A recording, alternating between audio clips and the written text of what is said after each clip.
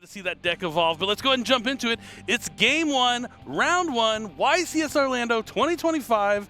It's time to duel. Now, just to clarify, I'm pretty sure he's not setting 5. They've just drawn their hands. They're representing it from the sets there. Hey, I'd be down if they're both setting set 5 pass and then the returns with another set 5. Do they even have 5 spells in play? Like, what could they possibly be?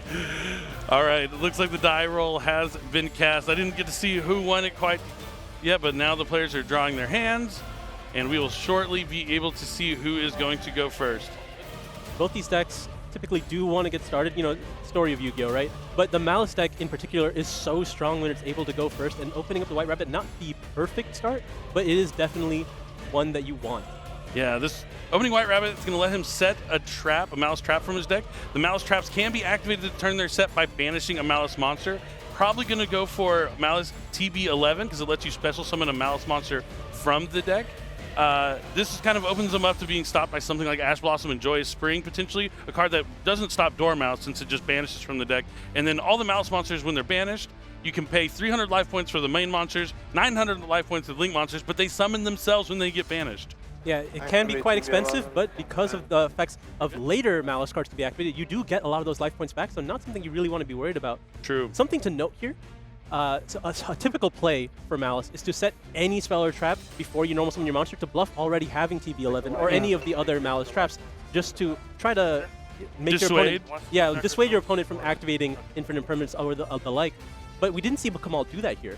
Nope, so I think not. that could be telling in a couple of ways. Either he doesn't have any spells and traps in his hand that he can afford to set, or he's trying to dissuade his opponent from thinking that he will do something like that and then do it in following games. Yeah, the mind games have already begun. But that TB11 is going to banish the hare to summon Dormouse from the deck, and then since the not the hare. The rabbit. The rabbit. I'm getting ahead of myself. The rabbit pays the 300, summons itself back. He's going to link both those monsters into Haggard Lizardos. Haggard Lizardos can banish a monster from the graveyard to change as a cost to change the monster's attack to that monster you banished original attack. But essentially what he's doing is just banishing the Dormouse to summon it back to the field. So you're essentially climbing through your links with these effects. Because you want to get to all the Malice Link monsters are all Link 3 monsters, and you want to be able to get to something like Red Ransom or White Binder. Exactly. The biggest choke point of the Malice strategy is to make sure they don't get to the Link 3s, because once you get access to either Red Ransom or, more importantly, White Binder, you set up most of your plays to be able to play on your opponent's turn, so you just want to cut them off from that point, and Kamal's in a pretty good position because look like there's no interruptions this far. Yeah, I would think he doesn't have too much from the hand in terms of interaction if nothing has been played just yet, but it does seem like he is considering his options at every moment. But now it places his hand face down. Kamal's on to his next move. He's taking a sec to think. This guy gets his 2 burn. So yes. Now he's using the Dormouse effect. The monster you summon with TB11 can't use the effect on the field, but since it was sent to the graveyard, banished, and summoned again, he can now use that Dormouse effect to banish Chessy Cat from the deck, and then Malice Chessy Cat will be able to pay 300 life points to special summon it to the field. That's all 3 names now, paying 900 total to activate every main deck monster effect of the Malice. But there are still a few effects remaining from the extra deck to get a couple more extenders. So going straight into White Binder here, no Red very Ransom. Interesting. Nothing on summon. Like the White Binder stuff. Looks like he is considering like things like Nibiru, the Primal Being, maybe in the hand, and want to make sure he can access a trap card potentially. Want to just have that White Binder online, because having White Binder in your graveyard or your banished is how you're going to interact and play during your opponent's turn. He goes and uses the effect of White Binder to set a trap card from his deck, a Malice trap, and he's going to set GWC06, which lets you special summon a Malice from your graveyard or banishment. Yeah, and then you get to gain life points if you happen to control a Link 3 Malice at resolution, which is going to. This is the most important effect to have on your opponent's turn, because it allows you to reset up the White Binder and play again. And now we're going to be activating the Chessy Cat to banish Malice and Underground to draw 2 cards, which, typically if you didn't go for Red Ransom, it was pretty indicative that he would already have that card in his hand, so maybe he has multiple. True, that could be the case, yeah. Because right now, Malice Red Ransom can add any Malice spell card, which is only Malice and Underground. For now. All right, so now we'll see where Kamal goes next with this. He has a Link 3 and 1 monster in the field. He's going to send both those to the graveyard to perform another Link summon. Let's see if he goes for something like SP Little Knight, maybe. Oh, he's just going to go straight into Nightmare Griffin. Okay. This makes sense. He's going to link it away because it's a Light Fiend. Oh, we're seeing the connections. You're good. So now the Nightmare Griffin, putting it in the graveyard is huge because later on you're going to be able to make that brand new card out of Supreme Darkness, a Q, the Lightless Shadow, and summon it back during the opponent's turn potentially. But it bridges the Fiendsmith cards into the deck. So even beyond playing around stuff like Artifact Lancia, we're seeing the connection of the two engines together. Really cool. Setting up some follow-up here. Now, because you have activated the effects of the banished Malice monsters, you are locked into Link Summoning, which means you're not going to be going into the typical Fiendsmith plays here. You're not going to get any value from something along the lines of Fiendsmith Sequence or being able to make any rank 6 monsters, but you have it set up for next turn. Very true. So he is going to add Malice and Underground off Terraforming. Malice and Underground can banish from the hand, deck, or graveyard. He's going to banish that Malice Whitebinder, which allows him to pay 900 life points to special summon it back to the field and draw a card. Beautiful effect. Love drawing cards. Love drawing cards. And then here is the Q, the Lightless Shadow, right out of Supreme Darkness. I just got my Quarter Century Secret Rare, and I couldn't be happier. It looks beautiful. One of my favorite cards out of Supreme Darkness. And I think I'm expecting to see a lot of it here this weekend. Because even though it says you need a Fiend monster, there's a lot of Fiend monsters from the extra decks you're able to incorporate into a lot of decks that potentially might not have Fiend monsters. Yeah, especially since the popularity of the Fiendsmith cards, you know, there are plenty of Fiend monsters everywhere right now. So he's going to use the effect of Q. During the main phase, he can discard a card from his hand to either destroy a card in the field or banish itself until the end phase and special summon back a light or dark monster from the graveyard. Looks like he's going to be summoning back that Fiendsmith Engraver, and because he discarded the Lacrima's effect will trigger in the graveyard to summon himself back to the field. Fabled Lurry. Sorry, yeah. You know, I knew what you meant. Yeah, yes. But this is the same. I like this. This is the same setup that I go for in my mouse, like where IP Masquerena with the Q coming back. Not only can the Q summon back the Nightmare Griffin, it's also extra insurance if something goes wrong with GWC. You have another layer to bring back Whitebinder potentially. And the reason why summoning Whitebinder is so important, not only can you banish 3 cards from either player's graveyard, by banishing your own White Rabbit, you're able to set a trap card from your deck. Yeah, typically you're going to be setting the 07, which allows you to have an additional interruption on your opponent's turn by banishing a card non-targeting, but also getting yourself that follow-up because it adds a monster to your hand. Yeah, I love Q, the Lightless Shadow. So good. But the first move here from Emilio is going to be a Bonfire. This is going to let him grab potentially... Let's see what he's going for. It's either Ice or X, and because of the Mitsurugi cards, it's almost always going to be X here. Oh, it actually is Ice. I was wrong. That's why I held myself back on saying, but I didn't want to make a guess because it's usually always wrong depending on the hand. But Ice Rise Heal, very strong card. I feel like that's telling, though. That usually just means you already have X, when assuming you're playing Mitsurugi cards, right? Cool effect. Okay, you're going to be using the Fua now to, to account for the IP. Unfortunately, that has to have been the 6th card. I was say, you gotta love him while Charming Fual's playing your 6th card off the top. But Fual's effect, because it will, with IP Masquerena, he will be summoning from his extra deck. Now, the normal summon of Ice is going to be met by a Q, so he's going to special summon back the Nightmare Griffin, and now Ice will resolve to special summon a level 4 Raziel from the deck to the field. Right, and it will not be able to activate its effect because it will not be linked to anything.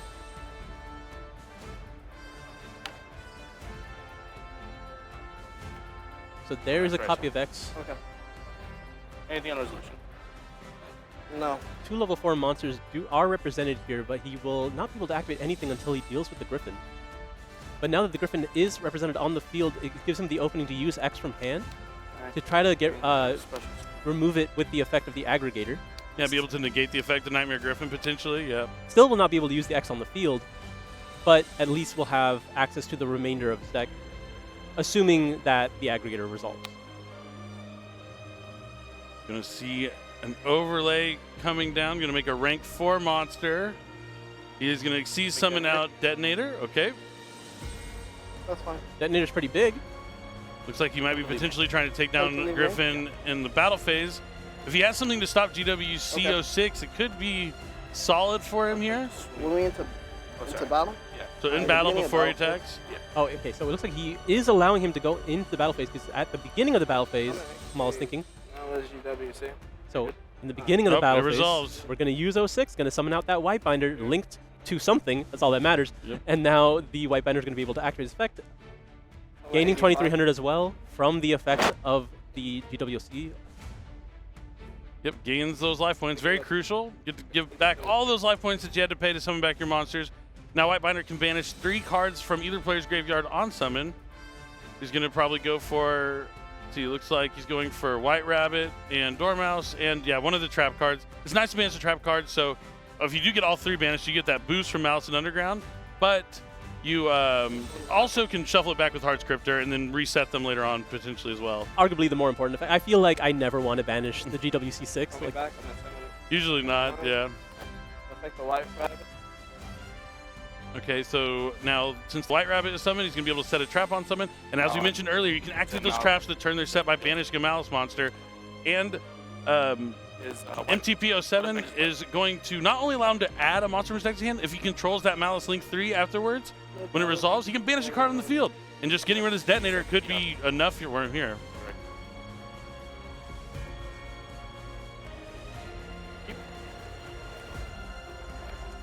opting to do this all in the battle phase, not giving himself the option to go for IP Masquerade into something along the lines of Heart Scripter here.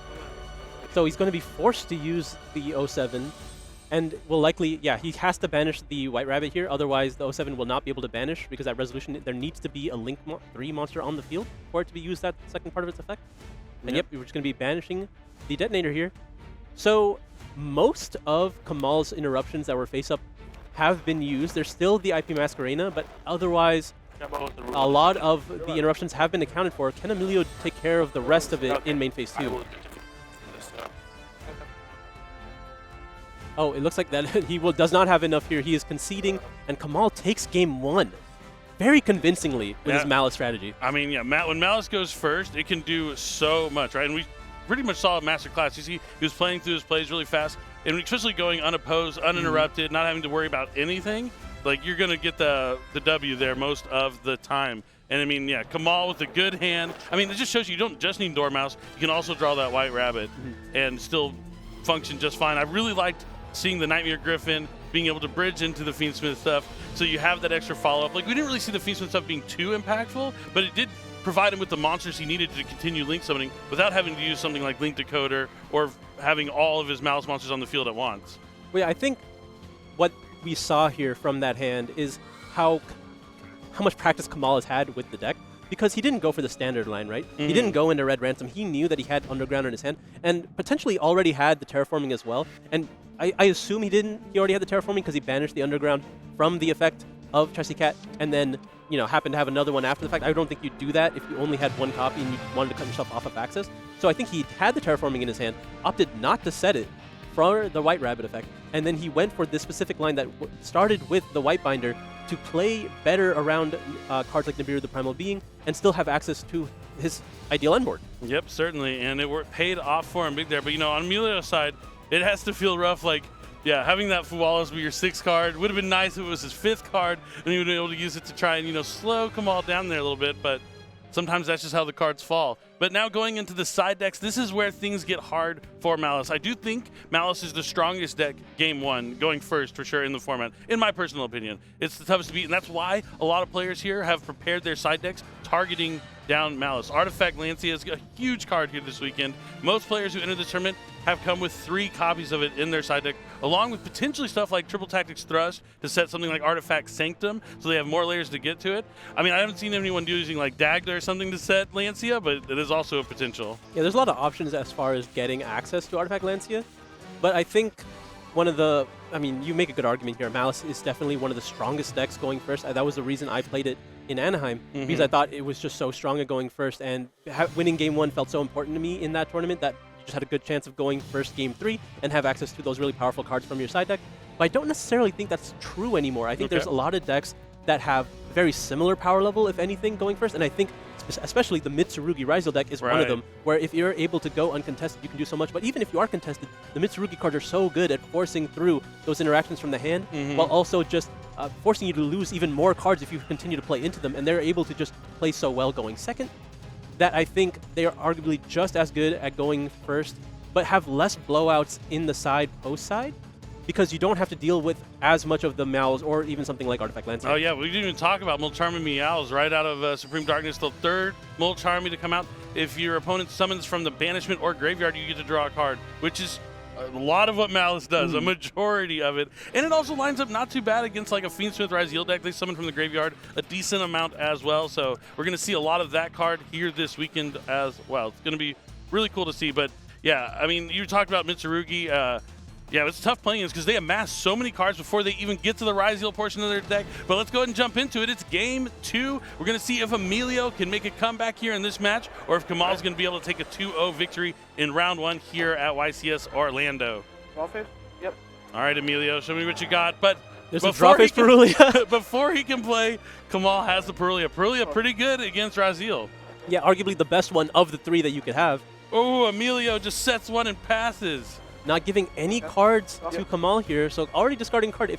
This is a problem that I've had with Malice throughout the tournament, is that they might just not have a starter, but we are starting with Fiendsmith track here, so being able to lead with the Fiendsmith cards. The Malice cards, they do have that restriction when they are using their banish effects, but only for the rest of the turn, so if you get to start with your Fiendsmith card, you are off to the races. Definitely. Going to add that Fabled Glory, discard it with track, and then it special summons itself back to the field, as we have seen many times since the release of the Fiendsmith cards in Infinite Forbidden last year, right around the NAWCQ.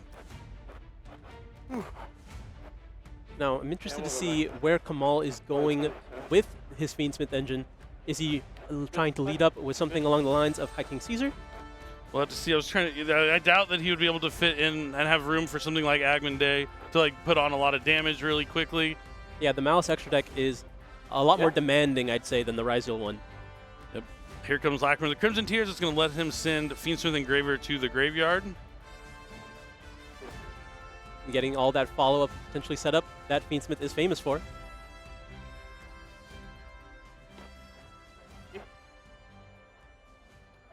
All right, now let's see what his next move. Does he have any mouse cards in his hand?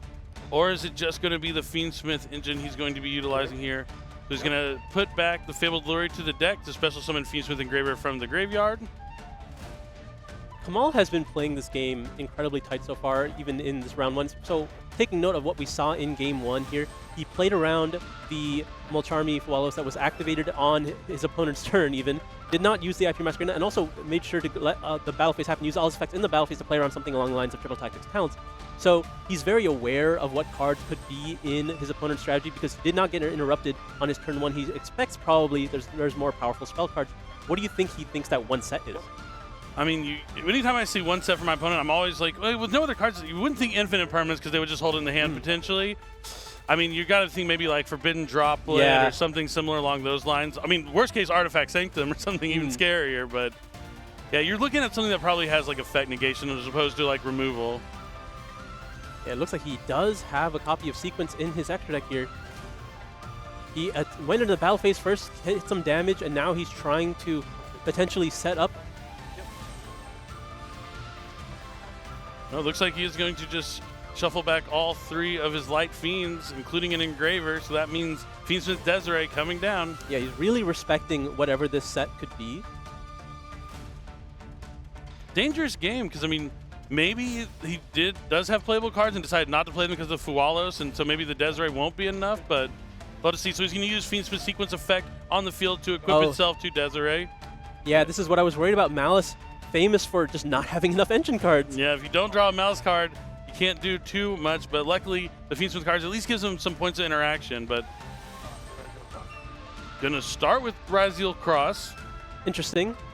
That's, you know, not particularly live until there is an Xyz monster on the field. But now as soon as there is, he will be able to negate a monster effect, so getting himself situated and prepared. Yeah, and just passing. Interesting. Rough plays, just tough draws here for Emilio. Well, I got a peek at the hand here. But the best part about Malice is if you do draw 2 of the 3 trap cards, they are useful to get your engine online on your turn 3. And that is what we're going to be seeing here as he activates MTP 07 to add Malice Dormouse to the hand. That was arguably the best one to have in this situation because you do not need the 07 for any part of your main play. So now you get to just essentially play as if you open the Dormouse. And just chaining the Lancia here, honestly, I don't think Kamal's even that upset about it. He hasn't had any real way to play in quite some time. I mean, you can have all the Lancias in the world. If you don't have any Ryzeal cards, that's fine with me. Yep. Although both these decks are really good at playing with just one card as soon as they find it. True. One Ice Ryzeal could change everything here for Emilio if he can force out that Desiree, which I'm assuming he has something to do with the Desiree already. Some sort of effect negation potentially, but... Yeah, arguably if he did have something along the lines of Forbidden Droplet, that it would have been good typically. on a sequence or something. Yeah, well, even just into the Desiree, but Kamal had the option with the trap card, but likely will not have another one at this point. Yep, just going to be sneaking in some more damage here. 900, so 30.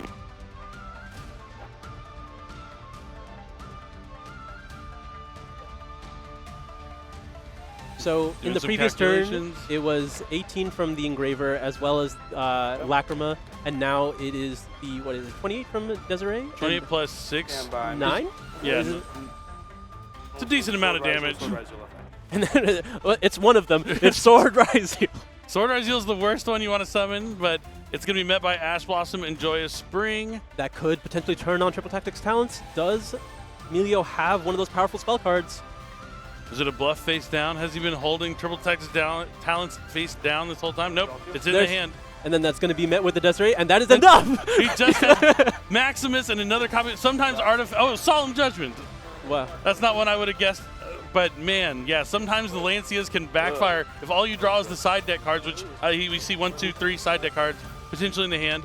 Maximus, you don't want to see without Nadir Servant because he needs an extra deck monster in the graveyard to be able to banish to summon that Maximus. And no Mitsurugi's in sight. If he drew the Mitsurugi cards, it would have been helpful. Even just Asaji would have been great for him, but unfortunately, just not the draws great here for Emilio. Kamal not drawing so great in game number 2, but definitely better than Emilio, and sometimes that's all you need. It's just to draw slightly better than your opponent.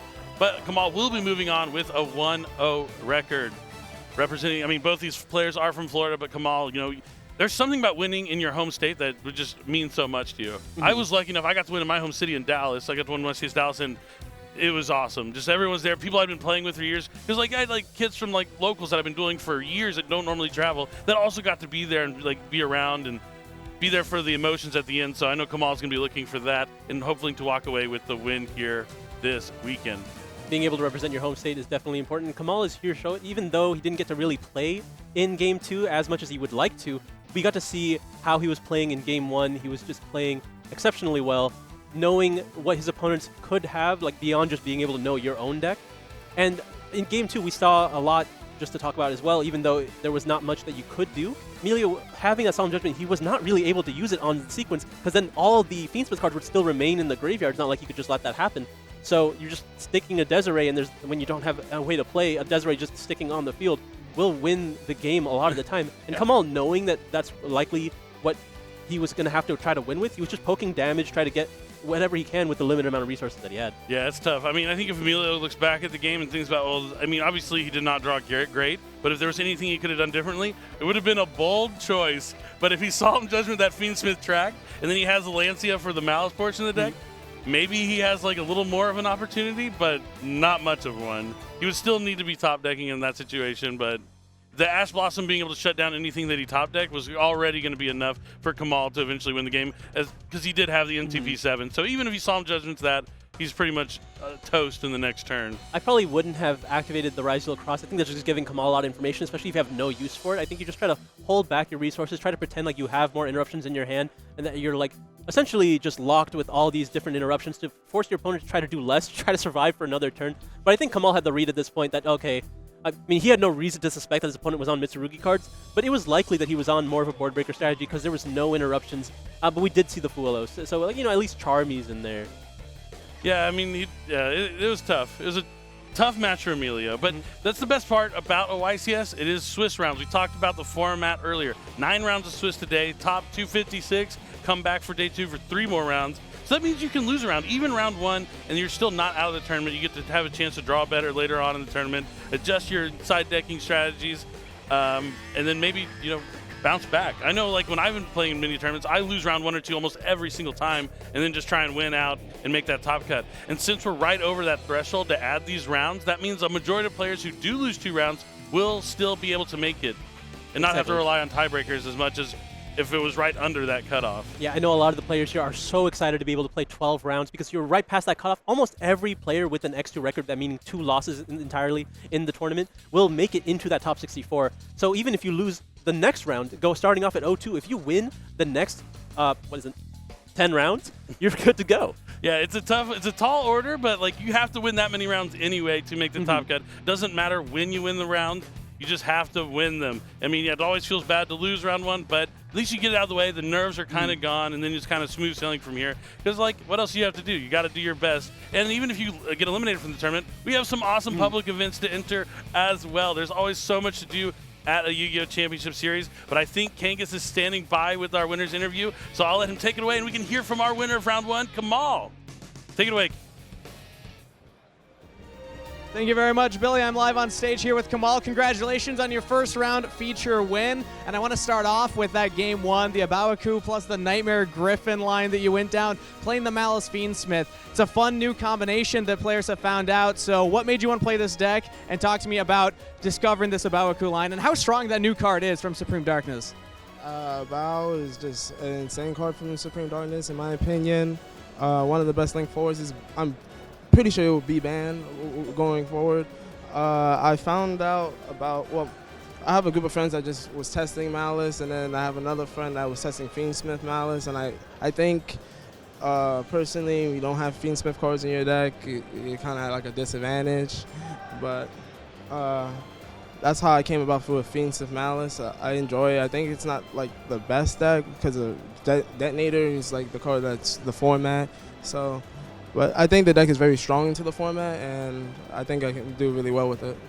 Okay, well, hey, you got you a 2-0 on stage here. And you already mentioned 4-time YCS champion, so you've been at events like this, you've topped events like this, but this is now in your hometown. So what's it mean to have YCS come back to Florida for the first time in a long time? It's been like 13 years since we had a YCS here. It's great that Florida got to get a YCS, and it'll be great to just win it back at home, to be honest. That's pretty much it. Do you have anybody at home that you want to give a shout out to that might be watching as the hometown hero is trying to win a 5th YCS in the hometown? Big shout out to my friends and family back at home, Matt, Xavier, Zay, my mom, and I want to give a big shout out to my sponsor store, Southside Gaming. Yeah. But yeah, that's pretty much the shout outs I have, other than my friends that test with me and hang out with.